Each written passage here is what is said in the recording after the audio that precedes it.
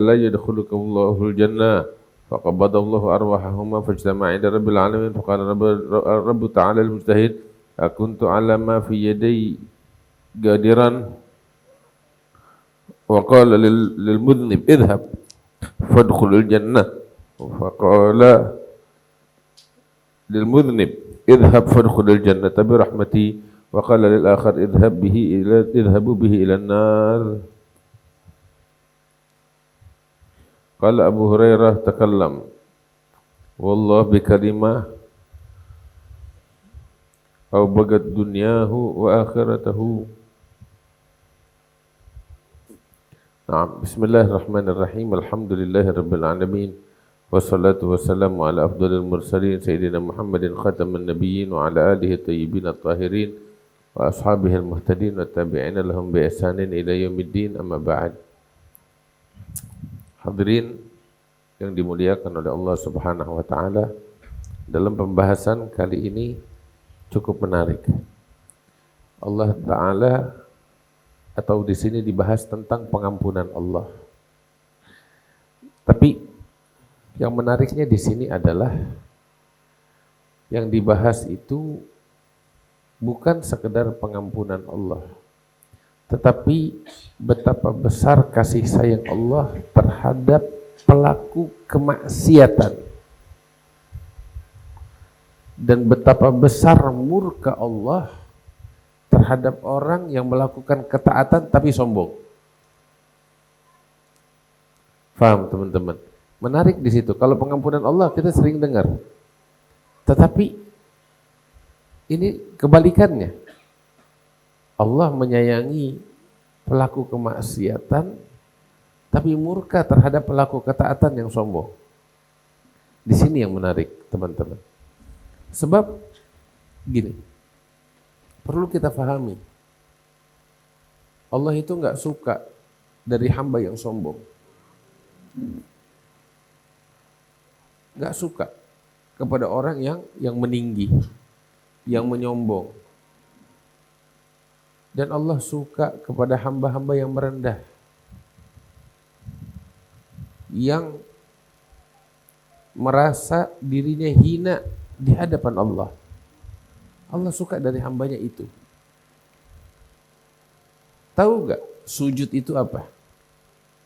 As-sujud itu adalah at-tadhallul baina yadayillah.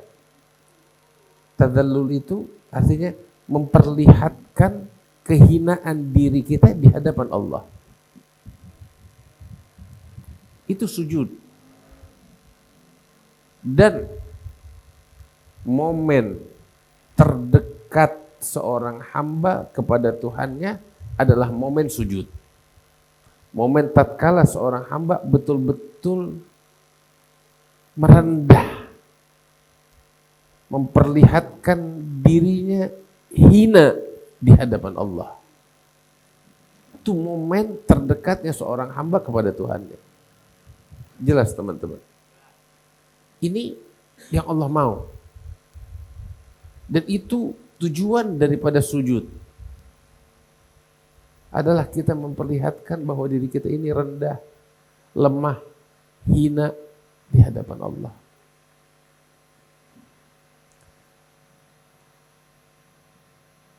Sujud itu, nih, kepala yang kita agungkan, kepala besar kita taruh di tempat yang paling rendah. Itu berat loh, nggak mudah. Siapa di antara kita ya yang rela dengan tulus meletakkan kepalanya di kaki orang lain? Nggak mau. Kepala kita dipegang aja kita marah, iya kan? Sesuatu yang terhormat kita nggak rela dipegang begitu aja. Itu penghinaan. Sehingga siapa dari kita yang rela meletakkan kepalanya di kaki orang lain? Nggak ada.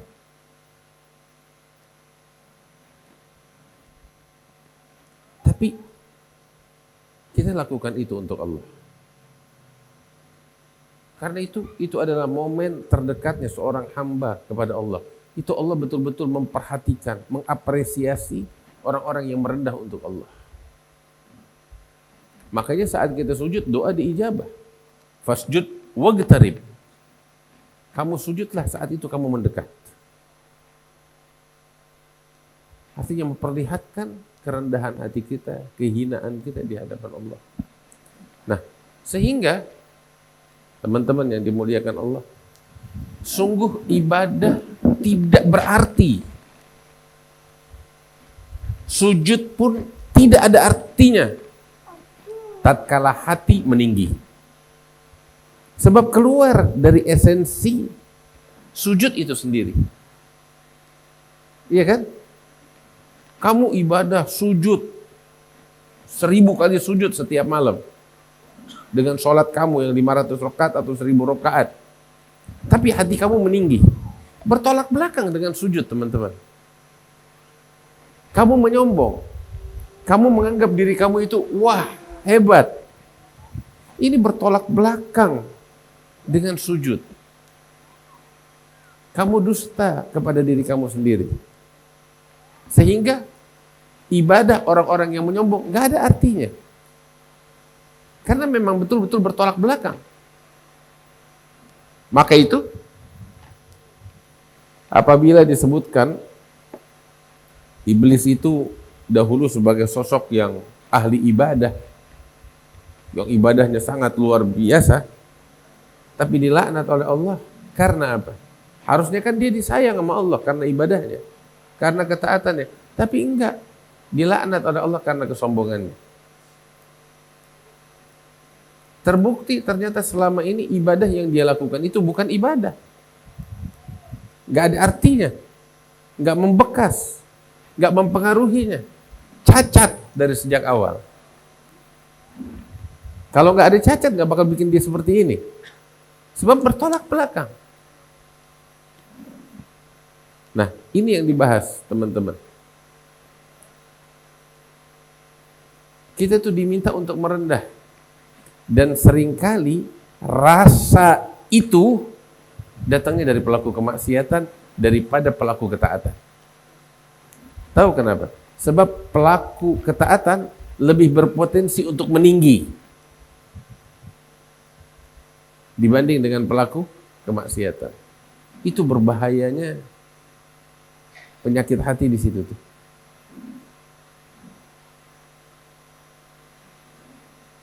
Maka itu di sini diceritain. Dan ini pelajaran bakal kita teman-teman. Saya bilang pelajaran bakal kita sebab jujur ini yang sering kita dapetin dari teman-teman kita yang pada hadir majelis. Dari teman-teman kita yang hijrah. Mohon maaf, saya mesti katakan itu. Dia hijrah, dia rasa. Tapi setelah itu dia melihat orang-orang yang masih belum hijrah di bawah. Nah, ini yang keliru. Kita hadir majlis, tapi kita menyombong terhadap orang-orang yang gak hadir majlis. Kita mencemooh mereka. Ini yang gak boleh, teman-teman. Diceritain di sini. Diceritakan di sini bahwasanya kana fi Bani Israil rajulani mutawakhiyan. Di tengah-tengah Bani Israil itu ada dua laki-laki yang saling menjalin ikatan persaudaraan. Ahaduhuma mudhnib, salah satu dari keduanya pelaku dosa, pelaku kemaksiatan. Dan yang lain ahli ibadah. Si ahli ibadah ini kalau ketemu saudaranya yang melakukan kemaksiatan, selalu mencemooh. Dengan gaya memberi nasihat. Lo begini-gini mulu, lo bikin dosa terus, merendahkan. Tapi dikemas dengan kemasan nasihat. Padahal dari sejak awal, ya mohon maaf, kesombongan. Dari sejak awal menghinakan,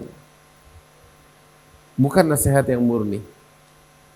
Kotoran itu dibungkus dengan bungkusan yang indah. Ketemu sama kawannya, tiap ketemu sama kawannya yang pelaku maksiat, lo bikin maksiat mulu lo bejat banget gitu. Mau sampai kapan lo begini? Mohon maaf, persis dengan kondisi sebagian dari kita seperti itu. Sebagian dari beberapa orang seperti itu.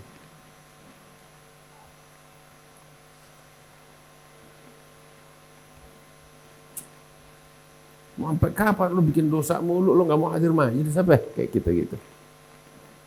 Lo rugi lo. Tapi nggak murni nasihat teman-teman. Kesombongan dari sejak awal udah ada. Lo ujub, merasa kagum dengan diri sendiri, udah ada.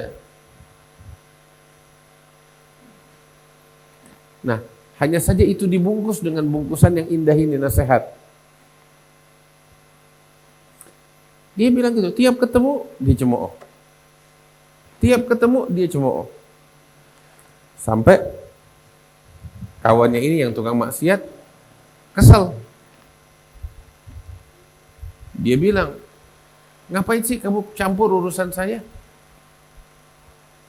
Kalau kamu pengen nasihat ya cukup sekali sampaikan kepada saya, selesai sudah. Jangan tiap kali ketemu kamu mencemooh saya, nyindir saya. Gitu. Akhirnya si tukang maksiat bilang gitu deh. Si ahli ibadah sewot. Lo dikasih tahu malah ngeyel, kayak bahasa kita nih sekarang. Ini emang lo kagak dapat hidayat dari Allah nih. Lo nggak bakal masuk surga, nggak bakal diampuni lo kayak gini sama Allah. Udah, tuh omongan keluar. Kayak begitu tuh. Masuk ke ranah yang bukan ranahnya dia. Masuk ke ranah tuh Tuhan. Tahu dari mana Tuhan nggak ngampuni? Lo tahu dari mana? Masuk ke ranah Tuhan, murka. Allah Ta'ala murka. Maka saat keduanya wafat, meninggal dunia, dibangkitkan oleh Allah Ta'ala keduanya. Allah bilang sama si ahli ibadah ini, kamu masuk ke ranah saya. Tahu dari mana kalau saya nggak ngampunin dosanya? Padahal saya mampu mengampuni dosanya. Tahu dari mana saya nggak masukin dia ke dalam surga? Padahal saya mampu. Tahu dari mana saya nggak berkenan memberikan hidayat, padahal saya mampu. Apakah karena kamu emosi sehingga kamu masuk di dalam ranahku? Tuhan murka. Sampai akhirnya Allah Ta'ala bilang, kalau gitu, nih saya tunjukin kepada kamu bahwasanya saya mampu mengampuni dosa pelaku kemaksiatan. Wahai malaikat, persaksikan, aku ampunin dosa si pelaku maksiat. Dan aku masukkan dia ke dalam surga. La ilaha illallah. Dan aku masukkan dia ke dalam surga. Sedangkan kamu yang berlagak hebat, ya aku juga mampu memasukkan kamu ke dalam neraka. Karena itu, wahai malaikat, bawa dia ke dalam neraka. Na'udzubillah, atas karena kesombongannya. Persis seperti iblis. Abu Hurairah waktu bawain cerita ini tuh, beliau bilang, takallama bi kalimatin wallah au baqat dunyahu wa akhiratuh. Dia ngucapin suatu ucapan yang barusan tuh yang membuat dia celaka dunia dan akhirat. Ucapan kesombongan masuk ke dalam ranah Tuhan.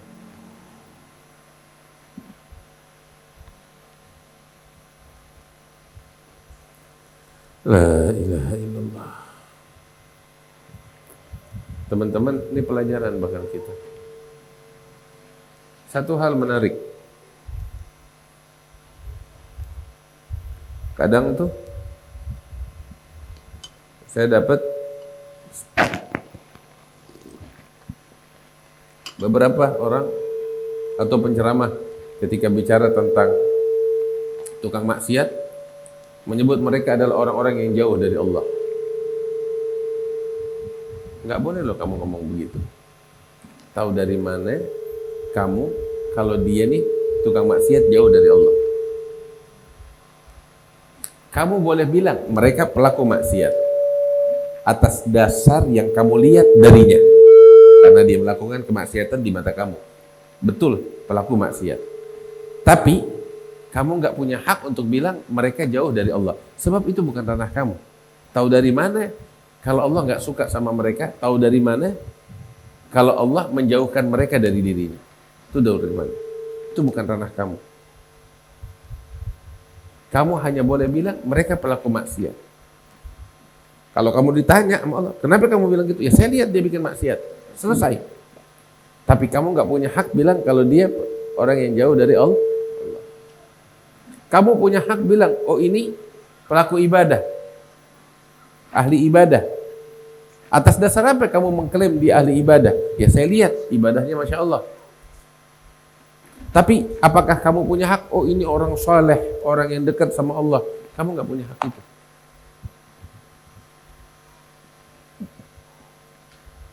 Itu bukan ranah kamu. Itu ranah Tuhan yang nggak pernah kamu ketahui. Oh husnudzon, husnudzon, prasangka di sini, ya kan? Prasangka baik di sini. Kalau ini namanya klaim. Kita disuruh husnudzon, bukan mengklaim. Beda antara husnudzon. Terus prasangka bukan yakin loh. Bedain antara prasangka dengan yakin. Jelas? Fahamin betul ketika kita memberikan pernyataan, sekalipun kita ingin memberikan pernyataan husnudzon, bukan pernyataan klaim pasti fakta. Oh dia melakukan ketaatan. Iya. Sekalipun kamu lihat dia melakukan ketaatan, memang kamu tahu taatnya dia ikhlas apa enggak? Yang paling tahu itu Allah, karena itu kamu nggak bisa mengklaim itu. Kamu tugas kamu husnudzon, bukan mengklaim. Bukan mengaku.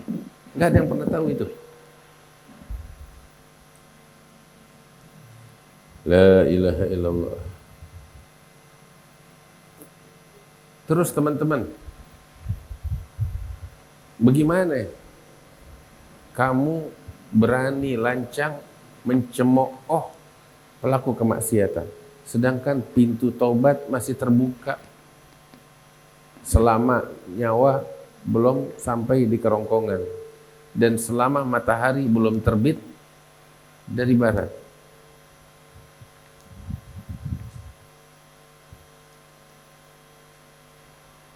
Kok bisa kamu lancang? Kamu nggak pernah tahu, betul. Saya lihat dia bikin maksiat, dia berzina, iya. Kamu lihat dia maksiat, tapi pernahkah? Apakah kamu ngedampingin dia 24 jam? Oh enggak.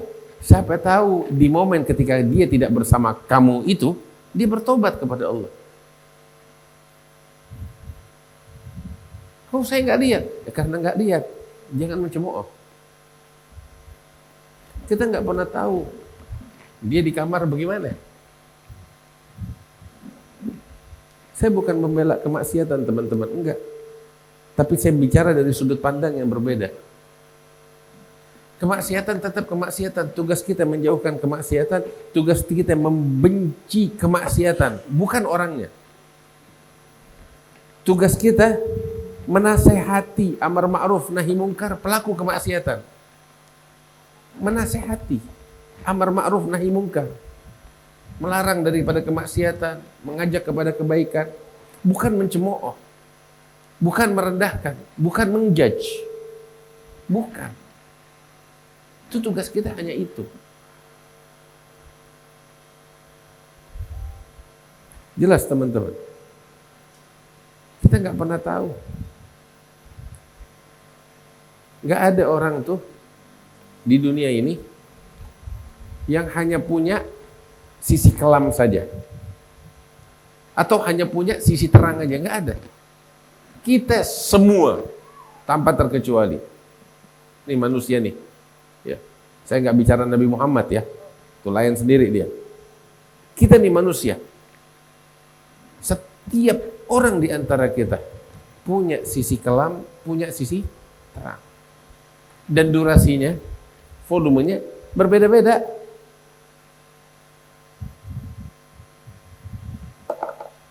Teman-teman, kita nggak pernah tahu.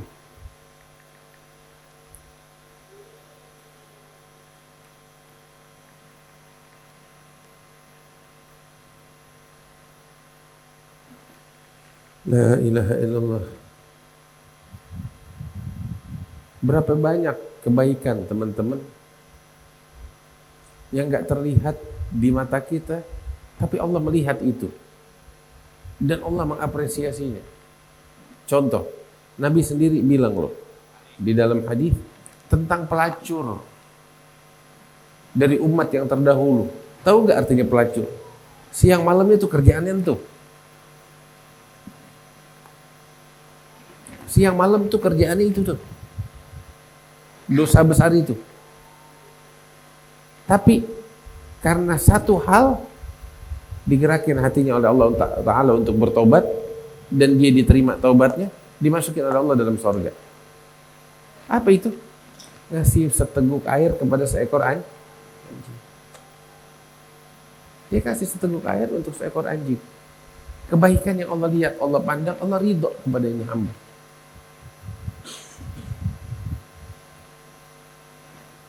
Teman-teman, mohon maaf, kita nggak, sekali lagi saya bicara bukan dalam konteks membenarkan kemaksiatan, tidak. Maksiat haram, wajib kita perbaiki dan wajib kita benci kemaksiatan itu. Tapi saya bicara dalam konteks, ya, jangan kita menjudge orang, jangan kita menghakimi orang, jangan kita memandang rendah kepada orang lain. Saya bicara dalam konteks itu.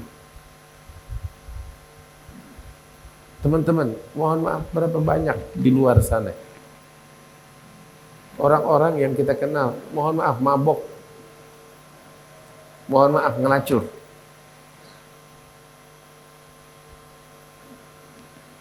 Tapi ada kebaikan-kebaikan yang kamu nggak pernah tahu loh dia bikin. Apa itu? Salah satunya kasih sayang yang besar untuk anaknya sendiri. Itu bukankah kebaikan? Bukankah Tuhan bilang Ar-Rahimuna yarhamhumur Rahman tabaraka wa ta'ala? Nabi bilang para pengasih, para penyayang, mereka yang akan disayangi oleh Allah.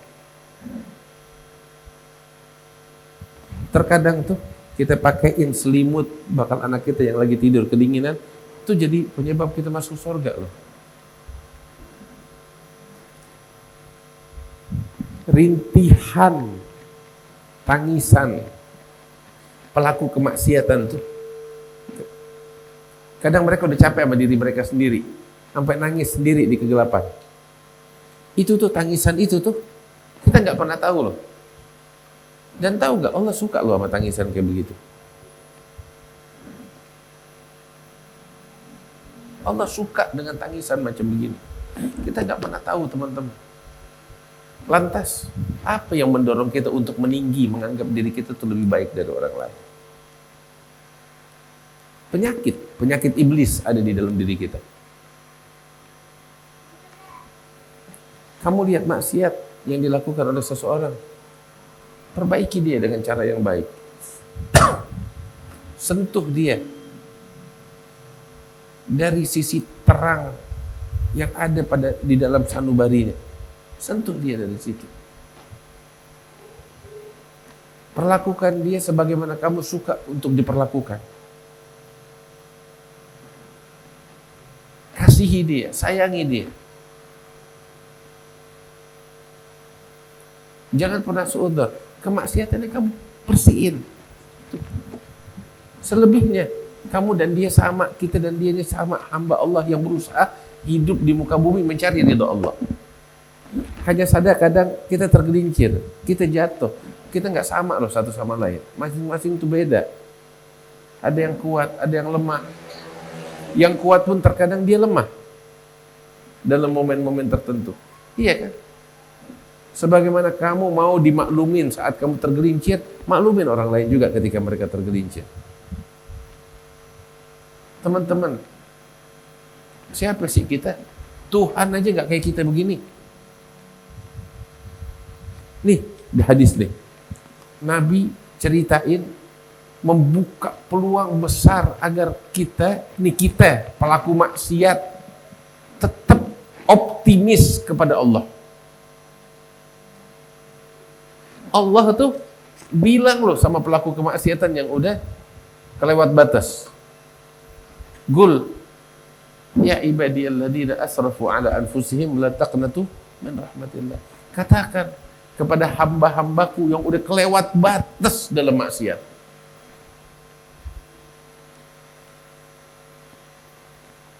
Ini mungkin mayoritas kita udah nikah, udah punya anak.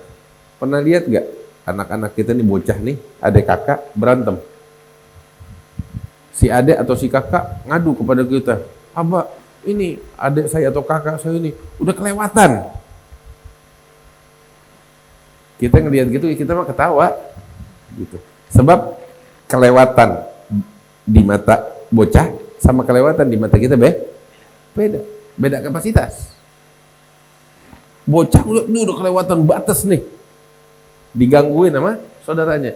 Kita ngelihat masih dalam batas wajar, emang begini anak-anak kan gitu.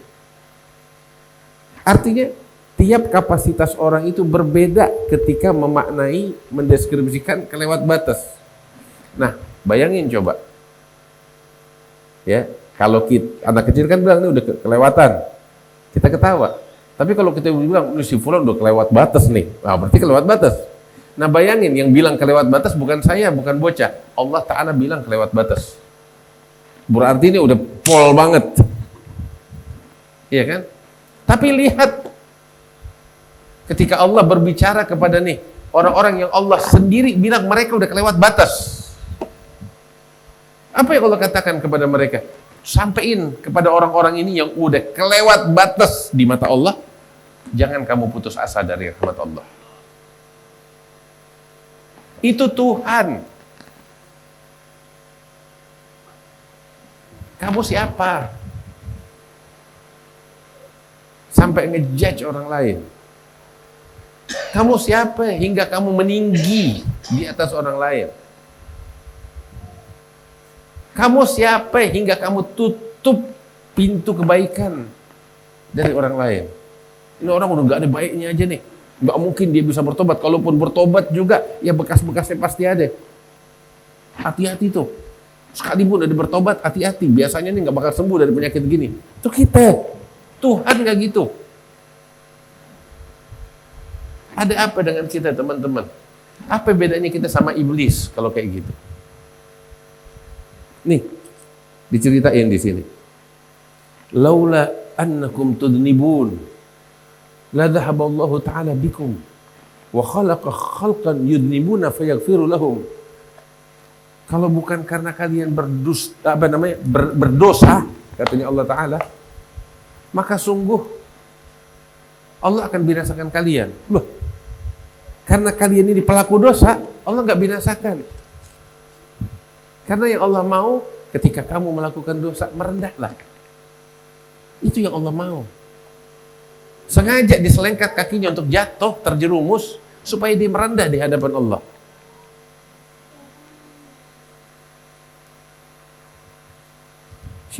Kalau kalian gak bikin dosa, katanya, kalau kalian gak bikin dosa, maka Allah akan singkirkan kalian.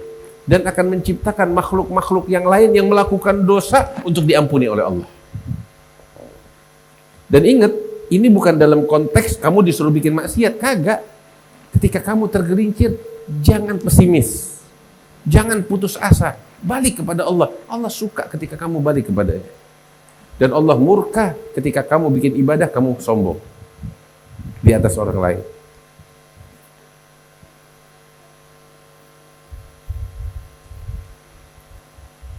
Terus Nabi bilang, demi Allah yang jiwaku berada di genggamannya, kalau kalian gak bikin dosa, saya malah lebih takut sesuatu yang lebih besar dari dosa menimpa kalian.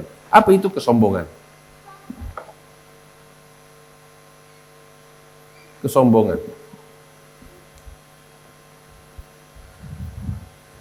Tahu Allah Ta'ala bilang kepada anak Adam semuanya, ya bna Adam, innaka ma da'awtani wa rajautani ghafartu laka ala ma kana minka wa la ubali. Wahai anak Adam, kamu ini kalau kamu datang kepadaku, berdoa kepadaku, berharap kepadaku, maka aku ampuni dosa-dosamu itu dan aku nggak pedulikan lagi, nggak diungkit lagi. Teman-teman, itu pelaku kemaksiatan yang kita anggap rendah, emangnya nggak punya harapan kepada Allah? Punya harapan kan? Layaknya mayoritas manusia. Mereka nggak pernah doa apa sama Allah. Mereka doa layaknya manusia. Tuh lihat. Allah bilang, wahai anak Adam, kamu pelaku dosa, kamu pelaku kemaksiatan, selama kamu doa kepada saya, kamu berharap kepada saya, itu saya ampunin dosa-dosa kamu dan saya nggak pedulikan lagi. Terus kita mau suudzon sama orang.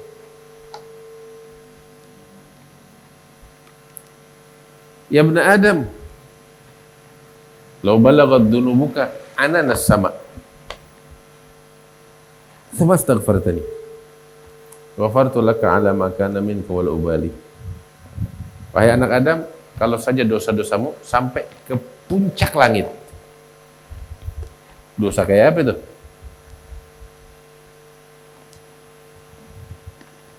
Terus kamu minta ampun kepadaku.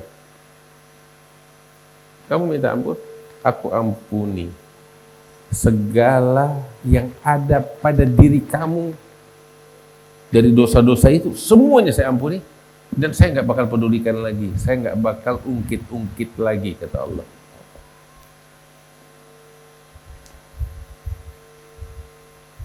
Terus Allah bilang, wahai anak Adam, innaka law ataitani bi qarabil ardi khataya thumma laqitani la tusyrik bi syai'an la ataituka bi qurabihi maghfirah.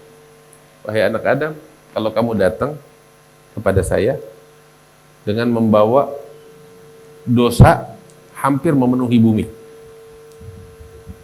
kerusakan di muka bumi, dosa-dosa, kehancuran di muka bumi, kamu datang bawa itu. Tapi kamu datang, kamu nggak menyekutukan saya. Kamu percaya saya ini, aku adalah Tuhanmu, nggak ada Tuhan selain aku.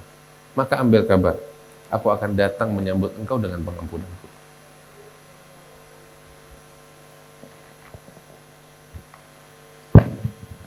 Teman-teman, saya minta tunjuk tangan di sini yang nggak bikin dosa.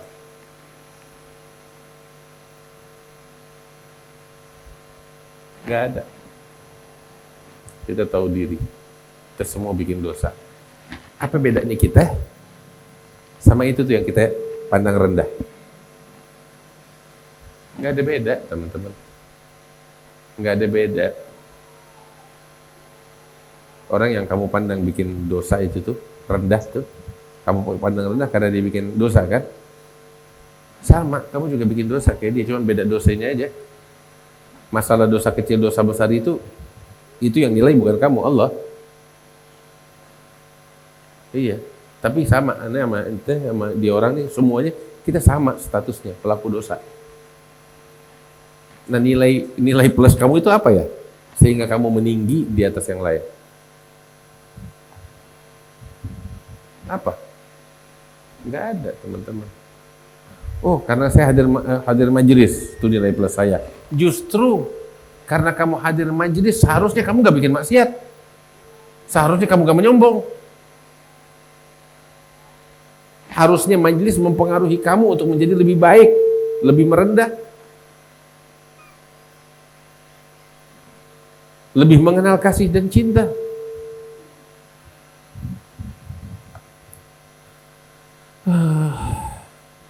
Ini loh penyakit yang mewabah di tengah-tengah kita, teman-teman. Penyakit kesombongan, penyakit ujub, penyakit menganggap diri kita lebih baik dari orang lain, penyakit ngejudge orang lain, menghakimi orang lain. Jangan.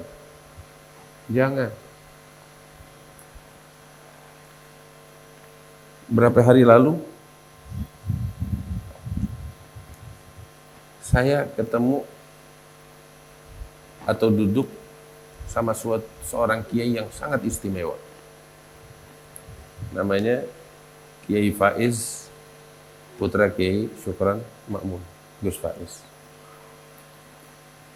Kita ngobrol panjang lebar. Ada satu kata-kata tuh yang saya tangkap dari beliau menarik sekali. Beliau bilang sama saya ini kagum sama Habib Umar. Beliau bilang Habib Umar bin Hafid. Dan bagi saya, sosok Habib Umar ini harus dikaji. Setelah kita kaji, poin-poin penting yang kita dapat itu, kita pegang. Ini sosok istimewa. Dan yang membuat, salah satu yang membuat seorang Habib Umar istimewa di mata saya, kata Gus Faiz, ketika saya lihat dalam satu momen,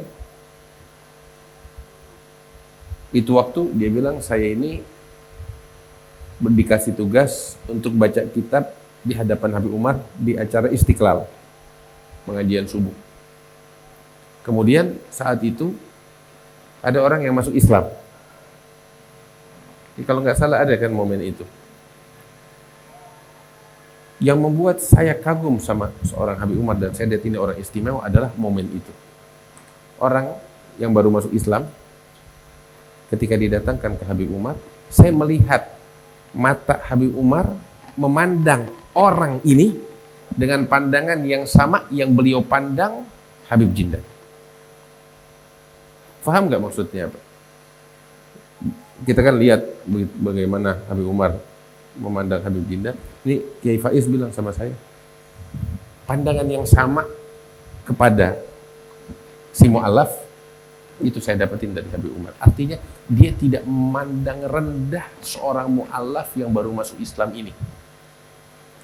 Mata dan pandangan yang sama saya dapetin dari Habib Umar ketika dia memandang si mu'alaf dan dia memandang Habib Jindan.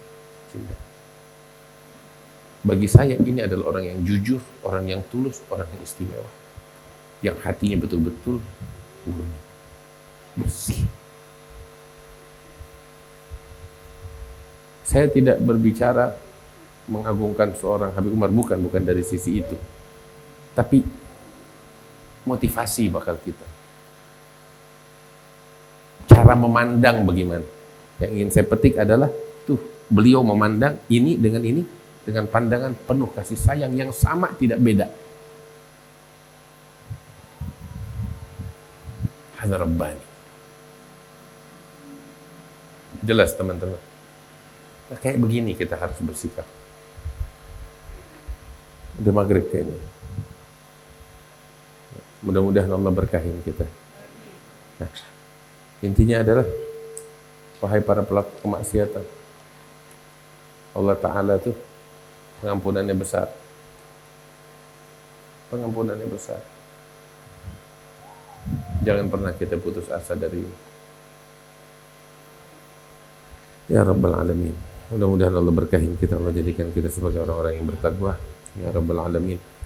Bulan Rajab bulan istimewa, isi dengan istighfar, isi dengan puasa, isi dengan ibadah. Persiapan kita menyambut bulan suci Ramadan. Mudah-mudahan Allah panjangin kita umur, saya dapatin bulan Ramadan dalam keadaan sehat walafiat. Ala hadin yakunatin salah ila hadratin Nabi al-Fatihah.